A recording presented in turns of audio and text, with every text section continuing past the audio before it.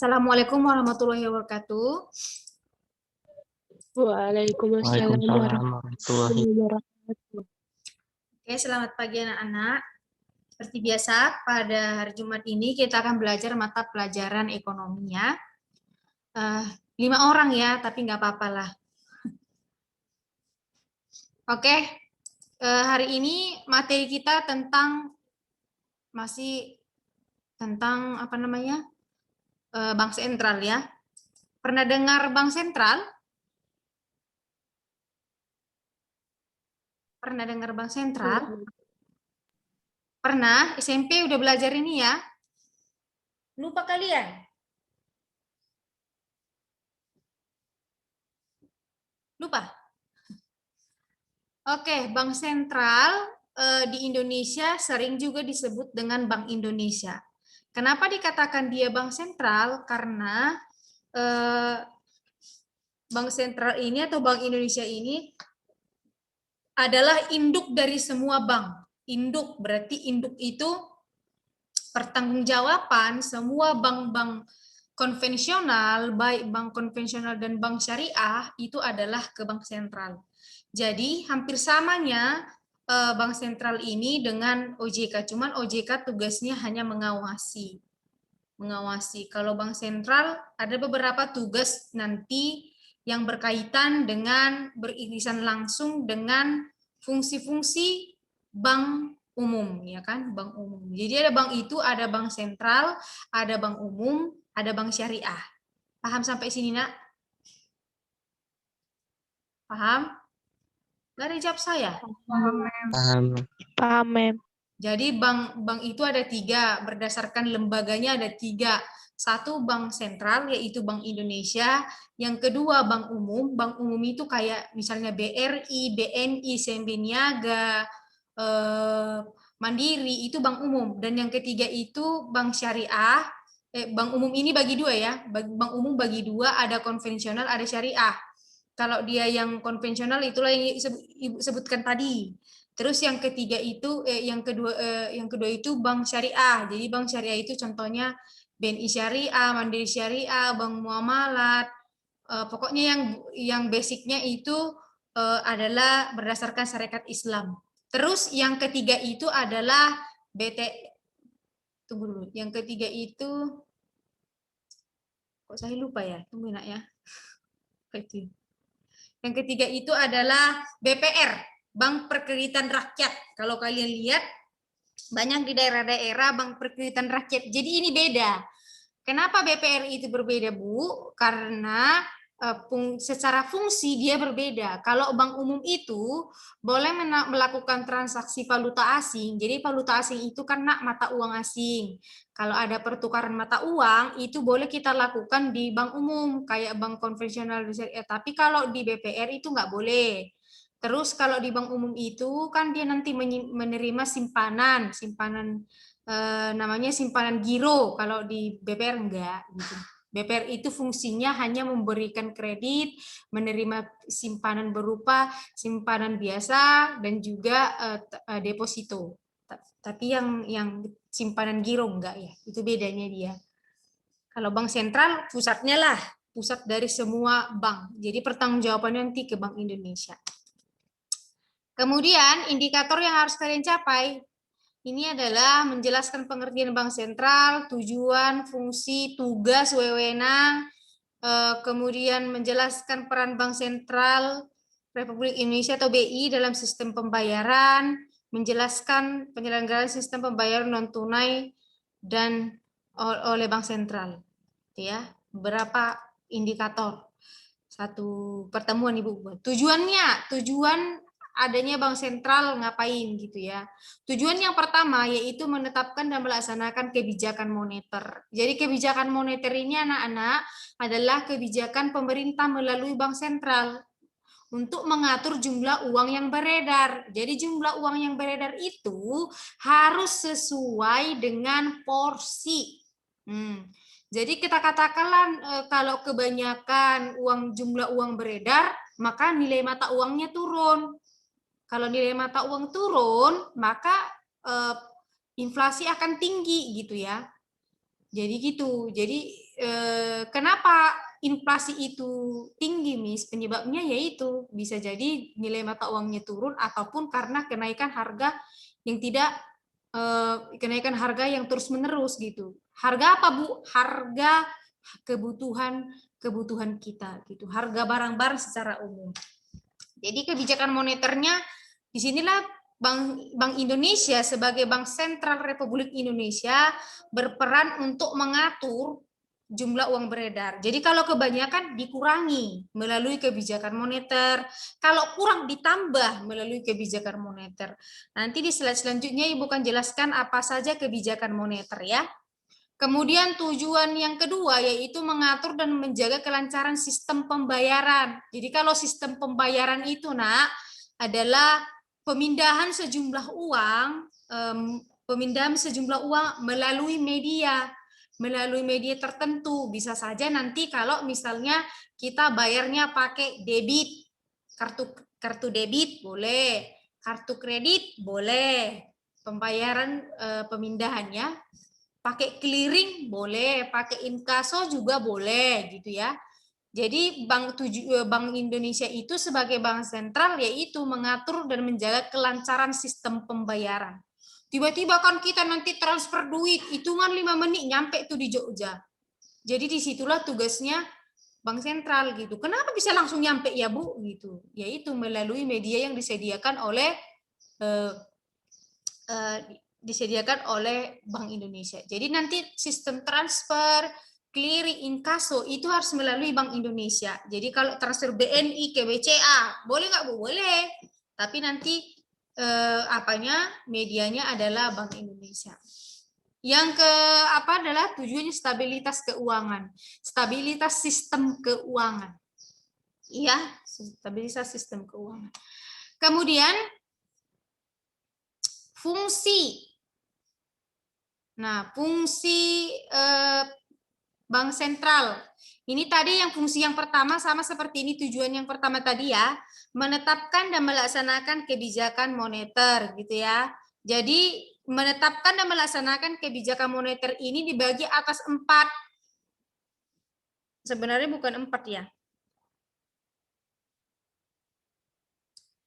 Dibagi atas beberapa ya. Ada 4 sebetulnya, tapi yang Ibu tulis ini beberapa doang. Yang pertama menetapkan tingkat diskonto, cadangan minimum, serta mengatur kredit atau pembiayaan. Jadi ini namanya adalah kebijakan moneter yang poin pertama, menetapkan tingkat diskonto. Jadi diskonto itu adalah menetapkan suku bunga. Menetapkan suku bunga itu bagaimana dia, Bu? Jadi menetapkan suku bunga yang ada di bank umum. Jadi caranya gimana tuh, Bu? Nanti kalau jumlah uang beredar terlalu banyak di pasaran, saking banyaknya kan orang terus berkonsumsi, beli ini, beli itu, otomatis jumlah uang beredar di perekonomian itu terlalu banyak. Maka Bank sentral berhak menetapkan yang namanya politik diskonto atau menetapkan tingkat suku bunga. Jadi kalau terlalu banyak perlu kita tarik dong uangnya dari pasar. Caranya gimana, Bu? Meningkatkan suku bunga. Jadi kalau ditingkatkan suku bunga, suku bunga bank itu berapa persen ya? Misalnya 10%. Orang nggak mau berkonsumsi, lebih baik kita menabung gitu loh. Kenapa kita menabung? Soalnya suku bunganya tinggi. Nanti duitnya makin lama makin banyak gitu logika berpikirnya orang-orang ya. Daripada kita buka usaha belum tentu kita untung, bisa jadi kita rugi gitu kan. Biasanya orang kayak gitu. Kenapa? Karena sudah pasti kalau dia menabung misalnya buatlah dia tabungannya adalah deposito, tabungan berjangka. Maka uang akan tertarik dari masyarakat, nggak jadi mengkonsumsi, nggak jadi berinvestasi. Kenapa? Karena terlalu banyak jumlah uang karena kenaikan suku bunga itu tadi.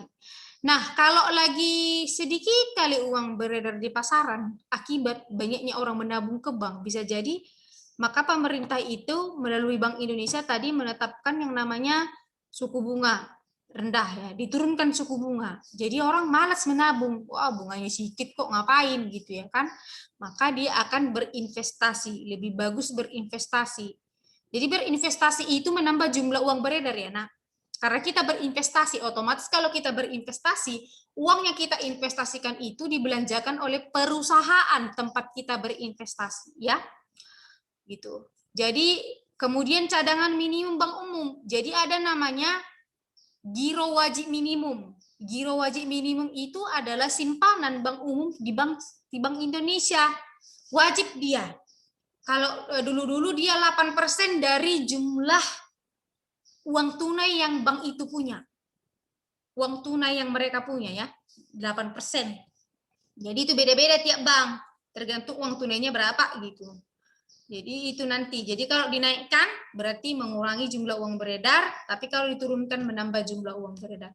Serta mengatur kredit atau pembiayaan. Jadi mengatur kredit itu namanya adalah kredit selektif atau kebijakan kredit selektif. Jadi kredit selektif itu kayak ini, melonggarkan atau mengetatkan syarat kredit. Jadi syarat kredit atau syarat kredit ada namanya 5C. 5C karakter. Karakter itu kepribadian si peminjam. Kemudian kolateral. Kolateral itu adalah jaminan si peminjam apa gitu ya. Kemudian yang ketiga itu adalah capacity. Capacity itu kemampuan membayar. Yang keempat adalah condition of economy. Kondisi ekonomi si peminjam bagaimana. Yang kelima adalah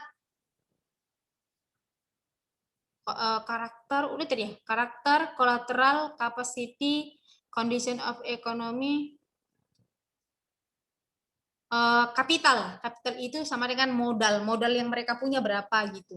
Jadi itu nanti bisa kita geser, kita ketatkan atau kita longgarkan, tergantung situasi dan kondisi. Kalau misalnya jumlah uang beredar banyak, maka perlu kita ketatkan supaya tidak menambah jumlah uang beredar. Kemudian kalau terlalu sedikit, perlu kita longgarkan. Nah, yang keempat, tambahnya adalah open market. Jadi open market itu adalah operasi pasar terbuka. Operasi pasar terbuka itu artinya dia nanti menjual ataupun membeli surat-surat berharga Bank Indonesia. Itu ya, yaitu kebijakan moneter.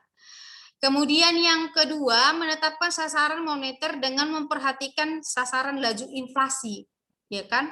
Jadi Bank Indonesia ini sangat berperan penting untuk mengatur besar kecilnya inflasi, ya kan? Inflasi kebijakannya ini. Jadi yang di atas, yang poin yang pertama yang Ibu jelaskan itu adalah imbasnya nanti mengurangi atau menambah jumlah uang beredar. Kalau jumlah uang beredar banyak berarti inflasi ya. Kalau jumlah uang beredarnya sedikit berarti deflasi. Kebalikan inflasi deflasi ya, Nak. Paham sampai di sini? Hidupnya orangnya ini. Paham anak-anak? Paham, Mem. Yang ketiga, walaupun cuma Ci Adelia yang menjawab, tak apa-apalah. Melakukan pengendalian moneter dengan tidak terbatas pada operasi pasar terbuka. Ini tadi yang Ibu bilang operasi pasar terbuka ya. Di pasar uang, baik dalam bentuk mata uang rupiah maupun valuta asing. Jadi karena ada nanti dua. Kemarin kita belajar pasar modal. Nah, ada pasar modal, ada pasar uang. Bedanya gini. Kalau pasar modal, yang dijual di sana adalah surat-surat berharga jangka panjang. Jangka panjang itu berarti umur ekonomisnya lebih dari 1 tahun, bisa diperjualbelikan, maksudnya pembayarannya bisa lebih dari 1 tahun. Contohnya adalah saham dan obligasi. Nah, kalau di pasar uang yang dijual adalah surat-surat berharga jangka pendek. Jangka pendek itu berarti umur ekonomisnya kurang dari 1 tahun. Kurang dari 1 tahun. Apa itu, Bu? Itu nanti berupa wesel, prolongasi, blending, itu nanti bisa kalian cari di internet ya. Bentuk wesel itu seperti apa. Kalau wesel udah lumrah lah ya kalian dengar ya. Prolongasi seperti apa, blending itu seperti apa gitu ya. Jadi baik dalam bentuk mata uang rupiah maupun valuta asing. Jadi pertukaran mata uang juga dilaksanakan di pasar uang. Misal kalau kita tukar misalnya dolar dengan rupiah atau rupiah dengan dolar, ada nanti itu sistem penukarannya melalui kurs. Jadi kurs itu adalah sistem pertukaran mata uang asing. Di SMP udah belajar ya, kelas 3 SMP kalau nggak salah Ibu. belajar tentang kurs pertukaran mata uang. Jadi kalau pertukaran mata uang ini nggak boleh dilakukan BPR. Yang Ibu bilang tadi, yang boleh melakukan itu adalah bank umum. Kemudian yang keempat, sebagai otoritas moneter, Bank Indonesia menetapkan dan melaksanakan kebijakan moneter untuk mencapai dan memelihara kestabilan nilai rupiah. Jadi itulah ya tujuannya, itu menstabilkan nilai keuangan atau menstabilkan nilai rupiah. Jadi kalau menstabilkan nilai rupiah itu tadi, melihat dia stabilitas nilai rupiah dari mana? Tergantung dengan jumlah uang beredarnya. Banyak atau sedikit. Kalau banyak berarti nilai rupiahnya akan turun. Nah, penurunan nilai rupiah itu disebut dengan depresiasi. Depresiasi. Kalau kenaikan nilai rupiah disebut dengan apresiasi. Kalau melihatnya gini, angkanya $1 13.000, $1 14.000. Di bulan berikutnya berarti itu depresiasi. Jadi semakin besar angka pertukarannya, dia mengalami penurunan atau depresiasi. Tapi kalau semakin kecil angka pertukarannya, dia mengalami kenaikan atau apresiasi. Itu akibat inflasi. Jadi inflasi itu menyebabkan penurunan nilai rupiah. Tapi kalau disengaja oleh pemerintah untuk meningkatkan ekspor, beda lagi. Namanya bukan depresiasi, tapi devaluasi. Devaluasi itu adalah penurunan nilai mata uang akibat kebijakan pemerintah. Memang disengaja untuk meningkatkan nilai ekspor, gitu ya.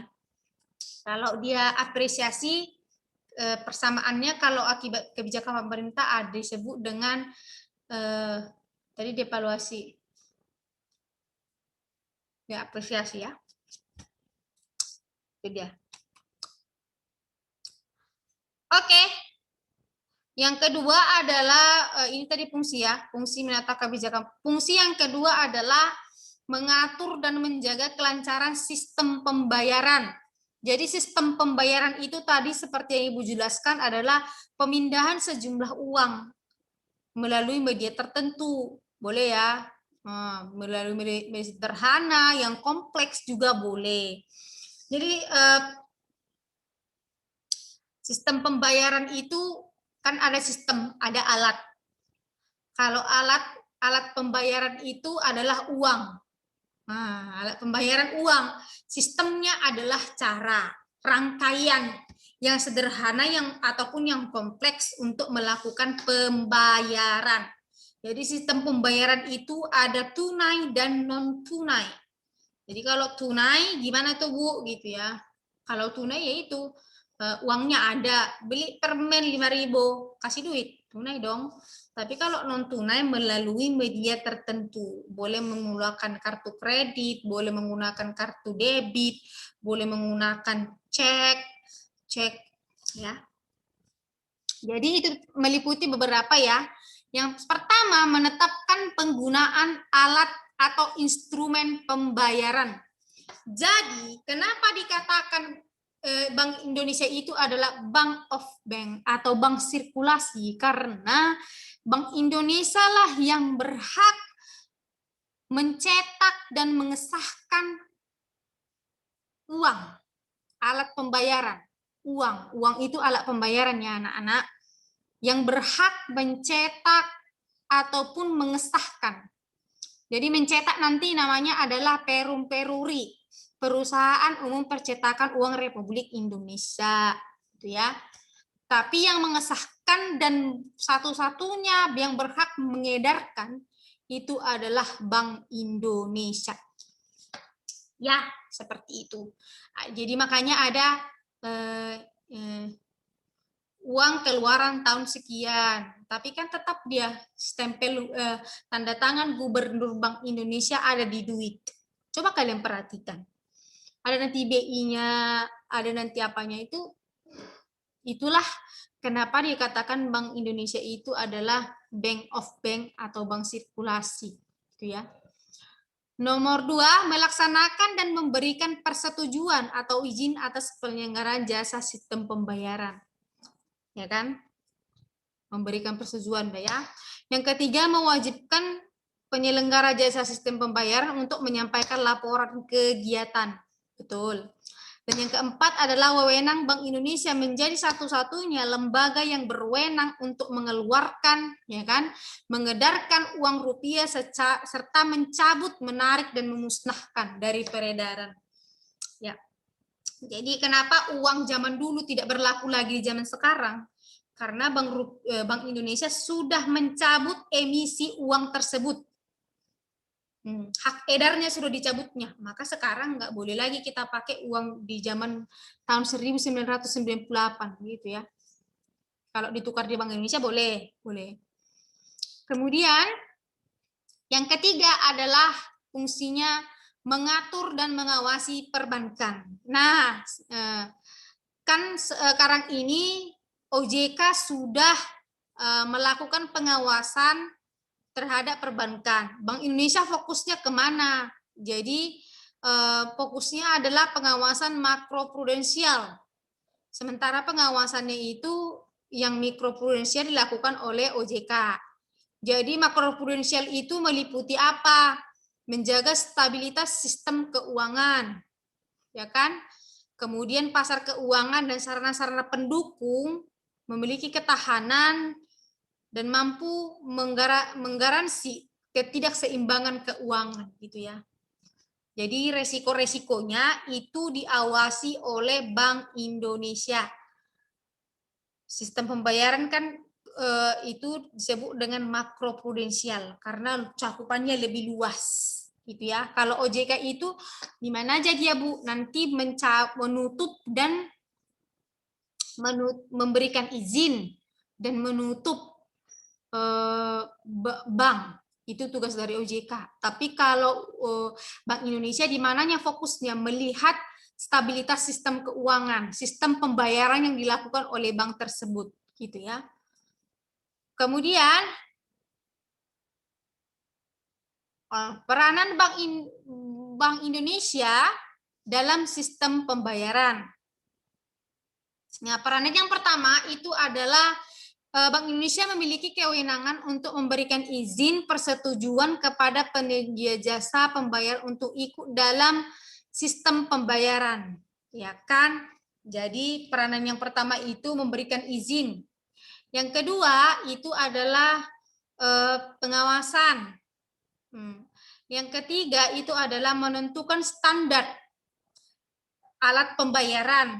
Jadi standar alat pembayaran tingkat kesukaran. Jadi uang itu ada nanti tingkat kesukarannya. Nanti kita bahas nanti itu di pertemuan selanjutnya pada saat kita belajar alat pembayaran. Ada tingkat kesukarannya itu. Kenapa uang rupiah, uang 50.000 berbeda warnanya dengan uang 100.000? Tingkat kesukaran juga berbeda. Mikroteksnya juga berbeda itu. Jadi semakin tinggi nominal. Jadi nominal itu adalah nilai yang tertera di uang ya, Nak. Semakin tinggi nominal suatu uang, maka tingkat kesukarannya semakin tinggi pula. Supaya tujuannya apa, Bu? Supaya tidak mudah ditiru, gitu ya. Kemudian mengatur dan mengawasi lembaga apa saja yang boleh menyelenggarakan sistem pembayaran, baik bank dan lembaga selain bank juga boleh ya. Bank juga boleh. Selain bank kayak mana Bu pelaksana sistem pembayaran ya?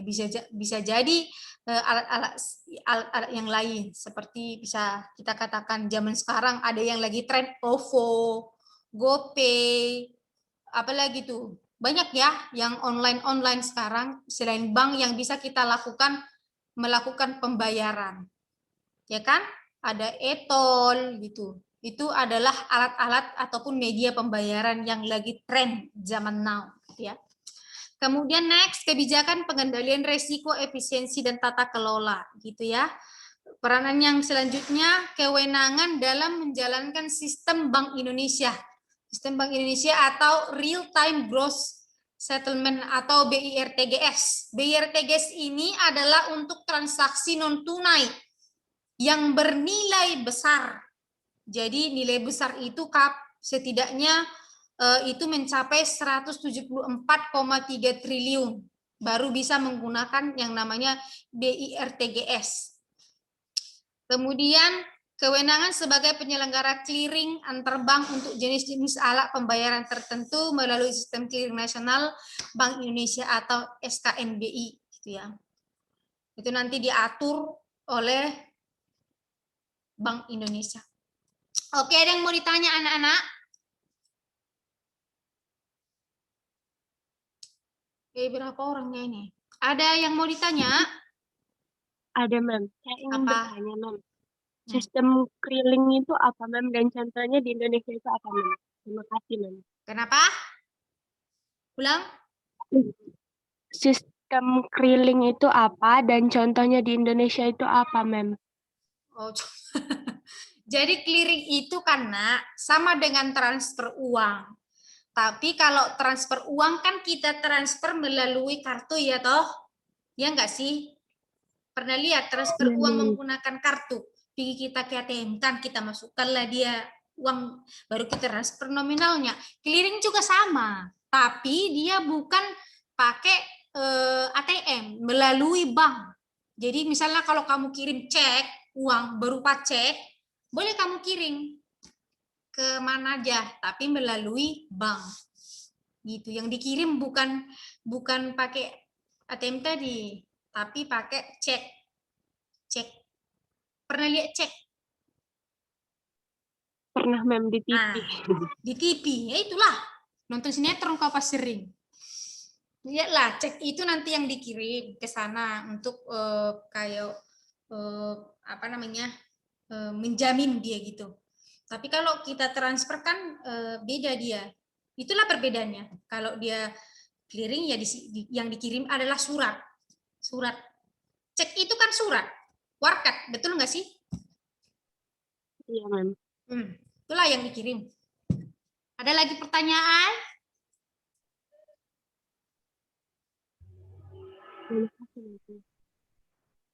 Boleh nanti dalam negeri dan luar negeri itu boleh. Ada pertanyaan? Nggak ada? Oke? Kalau tidak ada pertanyaan, Ibu akhir sampai di sini. Jangan lupa nanti dikerjakan psikologinya. Ibu tutup. Assalamualaikum warahmatullahi wabarakatuh. Waalaikumsalam warahmatullahi wabarakatuh. Terima kasih, Mem. Dah, nggak ada lagi pertemuan selanjutnya ini.